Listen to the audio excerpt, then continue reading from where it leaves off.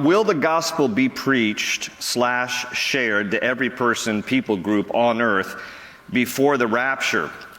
And actually they're referring to, in Matthew chapter 24, it says, verse 14, "And this gospel of the kingdom will be preached in all the world as a witness to all the nations, and then the end will come."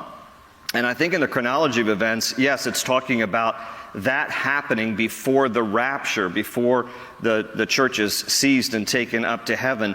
When it says that the gospel will be preached to all nations, the Greek word is ethnos, and it literally means every ethnic / language group. So it doesn't just mean nations by borders. It means languages, ethnic groups speaking different languages. There are presently about 7,000 different languages in the world today. And I was having dinner actually at Museum of the Bible about a year and a half ago, and sat next to Mart Green, whose father founded Hobby Lobby, the Green family.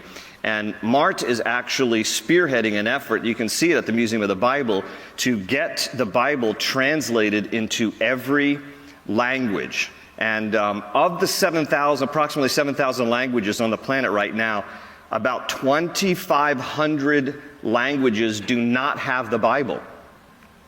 And so Mart is a part of a ministry called Every Tribe, Every Nation, and based on their ability to put Scripture into publication in various languages and or digitize it, because now we have technology, they estimate that by 2033, the Bible will be in every language.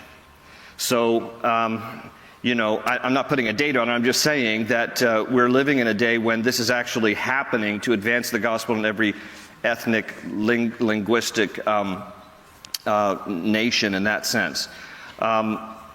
And then someone asked, if all things are new in the new heaven and earth, will we still know our earthly family and loved ones?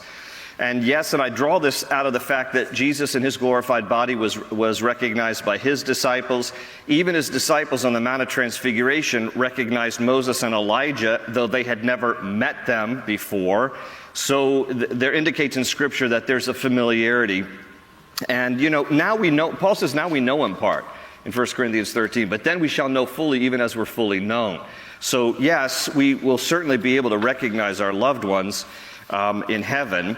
But then someone else asked, I want to make sure I understand what you said. If I have an unsaved loved one, daughter or son, I will have no memory of them in heaven. So again, the implication there is an unsaved loved one who doesn't make it to heaven, will we know who is absent? And the answer that I gave is based out of Revelation 21:4, which says, and God, talking about the new heaven, and God will wipe away every tear from their eyes, and there will be no more death, nor sorrow, no crying.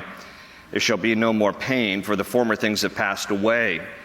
And so I have to believe when you read a verse like that any memory that would be painful or cause one sorrow or crying will be erased.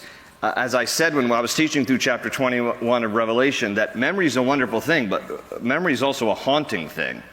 There are some things, I'm sure we could all agree, that we wish we could forget, even in this lifetime. Stuff you've done, scenes that you have had to look at, or things that you've encountered in your life that you think, I wish I'd never heard that, learned that, seen that. And so sometimes memory can be a tormenting thing, and so I think God in his grace will not allow us to remember things. That part will be erased. That might be painful. So no, I don't think that we will know who is missing. I think we're going to be too just caught up in the wonder and the beauty and the glory of God that everything else will just fade away that is too sorrowful or too painful.